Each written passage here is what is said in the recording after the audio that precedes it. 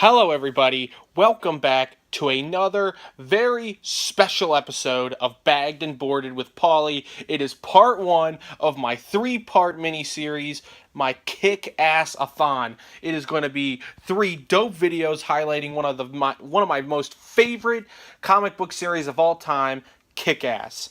Kick-Ass 1, 2, and 3. Now, I gotta tell you guys, I've read this series so many times. I know it like the back of my hand. I hold this series very near and dear to my heart. It is just so well written. It is John Romita Jr. and Mark Millar at their absolute finest. The story's great. The artwork is fantastic. And the gore, the grit, the cruelty, just the realism and the absolute mayhem in these books, it just is unparalleled to anything I've ever read in my life. If you have not read Kick-Ass or seen the films, I highly recommend you do both. But of course, being a comic book nerd, I do recommend you reading the comic books first, but that's just my own personal opinion. Now, in these videos, I'm going to be highlighting some of my favorite covers that I have, kind of the story. I'm not going to give too much away because I do want you guys to read it. I don't want to spoil too much, but I will spoil a little bit. So, kind of a mini spoiler alert. And I'm just going to be breaking down each one, what makes each one so special, and why I love them so much.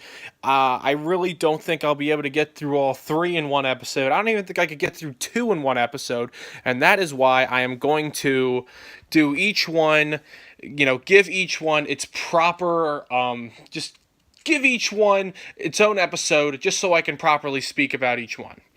So, not going to waste any more time. We're just going to start off with Kick-Ass number one. Now, one of the biggest things about Kick-Ass that makes it so special is its realism. Kick-Ass is based around the main character, Dave Lazowski, who is your basic comic book nerd, and he decides that one day, while he's in the coffee bar with his friends Todd and Marty, that he is tired of just being a comic book nerd. He wants to be like the comic book superheroes that he reads about on a weekly basis. And, basically, his friends are all like, they insult him and say, if anybody tried to do that in real life, you'd get your ass kicked. And that's kind of where the namesake comes from, Kick-Ass. So Dave decides that he is going to start training himself. He buys a wetsuit online. He wears your basic set of boots and a couple of batons to help defend himself. And it goes about as well as you would expect. Dave decides that one day he's tired of just watching and waiting. He wants to take action and help his community, and it goes about as well as you'd expect. He's stabbed, he's sent to the hospital, he's beaten down, hit by a car, everything the works. You can see from the second cover, one of my favorites, a pretty landmark issue, that, and they pretty much sum it up perfectly. Sickening violence, just the way you like it. Kind of just summing up what happens right there. And, but this ends up being a good thing for Dave. It's a good learning experience, a good learning curve. Dave kind of learns what he should not do, and in the process, Dave is given what some people would call a superpower. His nerve endings are all busted up, and now Dave actually loses a lot of feeling in most of his body, and he's got metal rods, metal plates all over his body, and now his ability to not feel pain when fighting against criminals actually gives him a step up because he doesn't have any formal training. He's not a superhero. He's a high schooler. So now that he has lost a lot of feeling, maybe gives him a little bit of an edge. And now that he's been out there, he may be able to actually make something of himself as a superhero. So as Kick-Ass, goes about his adventures, he goes viral on the internet. People are seeing him. They think he's really cool. They really think he's making a difference. But not only is Kick-Ass seen by fans, he is seen by two people that are just as crazy as he is. And there they are, Big Daddy and Hit Girl. Now, basically, the story around Big Daddy and Hit Girl is very simple. It's very comic booky. Probably, it's very easy to explain. Big Daddy was once a cop, and he was framed by the police chief because the police chief was getting paid by a giant drug lord, and he decides that he is going to lock away Big Daddy because he is busting too many of his drug cartels, and he's tired of losing money because of Big Daddy. So Big Daddy goes to prison, he's framed, set up, and he misses out on a lot of his daughter's childhood. Now, basically, Big Daddy gets out of prison, meets up with his daughter, takes his daughter away from his mother, and now They are off trying to get revenge on the drug lord that sent him to prison. So, Big Daddy and Hit Girl have a lot of training. They train all day and all night, And by the way, Hit Girl is a young girl. She's less than 10 years old. She's probably not, shouldn't be doing this sort of thing. But Big Daddy is just, he's absolutely, I don't want to say he's crazy, but he's definitely angry and he wants revenge to a point where he takes his daughter away from her mother, and trains her to become a psychotic killer. She's swearing, she's drinking, doing drugs, all these things, getting shot, murdering, the works. She says a special see you next Tuesday word that I'm not going to repeat, but if that wasn't enough, I'm not going to go into any more detail about it. So they decide that they see Kick-Ass, they draw a lot of interest in the character, and decide that they want him on their team. They want him to help them take down the drug lords. Now, basically what happens is Dave is now officially in over his freaking head. Dave, he's like, I don't know what's happening. Like, I'm not like you guys. I don't have any training. I can't take on the drug lords.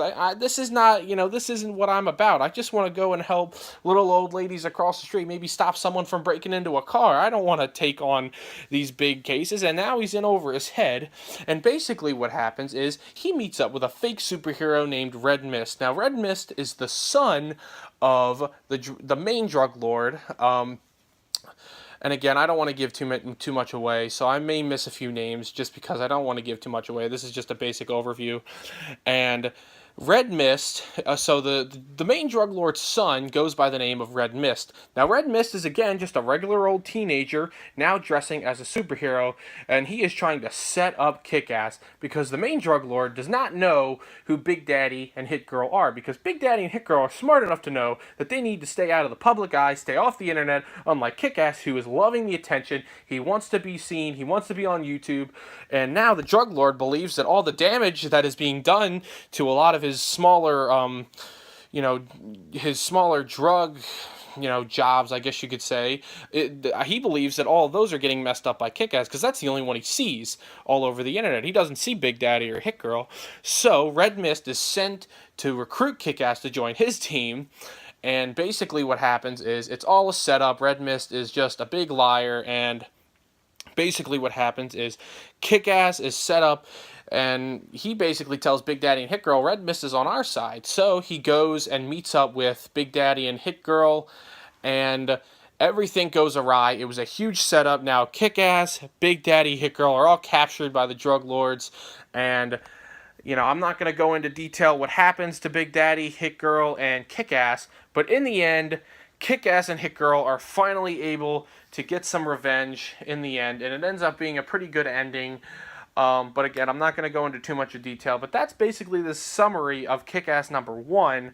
It's an interesting tale of a kid who just wants to make a difference, learns that it's harder than it is, the hard way, the hardest of ways, gets mixed up in something that he really shouldn't be involved in, but in the end, he ends up doing the right thing and helping make things right in the end. Now, Kick-Ass #1 is extremely brutal to some of our characters like Dave Lazuski, and even Hit Girl, and it's really, really, I kind of judge it in a way that this is exactly what would happen to someone if they tried, but maybe it's a little bit too brutal sometimes, and that's where the film comes in. Now, Kick-Ass, the film, is probably my favorite rendition of any comic book into a movie I've ever seen. And I genuinely mean that because it stays true to the comic while also making some subtle changes and some big changes to a point where it makes the comic book story even better. I absolutely love Kick-Ass. If you haven't seen this movie or read these books, you need to go do both. And I would probably say you need to read the comic books first. Trade paperbacks are available of all three of these books. I highly doubt you'll be able to get your hands on all these issues at a fairly cheap price because ever since the movies came out, their popularity has sprung, and a lot of these issues are going for a little bit higher price. But you can find trade paperbacks of Kick-Ass 1, 2, and 3 fairly easily, so I highly recommend you go do that, read the book, and then go see the film. Tell me what you think about it. It's so well done. It makes so many good changes, yet also stays true. I don't want to go into what the movie changed because, again, I don't want to spoil too much, but in the end, it makes subtle changes that do not hurt the comic book story at all, and it sets it up perfectly to be able to make, you obviously know there is going to be a second movie, and just like you knew there was going to be a second comic. Now, I'm not going to go into Kick-Ass 2 at the moment, but I will go into the side story called Hit Girl. Now, Hit Girl is basically the sequel to Kick-Ass number 1. Now, Hit Girl goes into the story of basically Hit Girl herself and what happens after the first story ends. Basically, Kick-Ass now is taken under Hit Girl's wing, which is, you would have never expected a young girl to train a, teenager how to fight, how to kill. Basically, they become Batman and Robin, Hit Girl being Batman and Robin being Dave. And it kind of goes into their training, her adventures, all the things she does, now that she's basically, trying. You see, I'm trying to say this without spoiling it, but I'm going to have to say, spoiler alert, if you don't want to hear what I'm about to say, it's a huge spoiler about Kick-Ass 1. Skip to 11:20, okay? Basically, Big Daddy is killed at the end of Kick-Ass number 1, and Hit Girl is now on her own, and she now has to take on a lot of struggles by herself. Alright, so now that we're out of the way on the spoilers, you kind of understand why Hit Girl was necessary to be written to show off the struggles that Hit Girl goes through, along with Dave, that leads all the way up into Kick-Ass number 2. And I gotta tell you, I'm gonna wrap this up a little early because I want to give each episode, its proper justice, because these are just too awesome to not go into detail on. Let me know how you guys feel about Kick-Ass the book and Kick-Ass the movie. I gotta tell you, it is just absolutely amazing. Just going into some of my favorite covers in this story, obviously Kick-Ass number 1, is an absolute landmark issue. This is probably one of my favorite comic book covers of all time, and I hold it very near and dear to my heart because it's just such a great story, and it kicks off something that I never thought I needed in my life when it came to comic books, because it's not about a superhero. It's not about, Flash or anything like that. It's about realism, just telling a great story and just talking about a character that just wants to be more than just himself. He wants to be the character that he reads about every Wednesday on New Comic Book Day. And that's why I love Kick-Ass so much. I can relate to it so much because all of us who read comics, we all want to be, we all want to be a better version of ourselves, somebody who can go out and make a difference. And I admire Dave Lazuski, and I admire Mark Millar and John Romita Jr. for coming together and making a character that is willing to go out and make the sacrifices that all of us are probably too scared to make. But, in the end, it is a work of fiction. But overall, it is inspiring. It's a great comic book. I can't wait to go into Kick-Ass number 2 and number 3 because it only gets better. I gotta tell you, it only gets better. Thank you guys for watching. I'll see you guys in the next episode. Kick-Ass-A-Thon will continue, and we will kick it off with Kick-Ass 2, issue number 1. Thank you guys for watching. Remember to bag and board your comics, and remember to read a lot of comics. Thank you guys. See you in the next episode.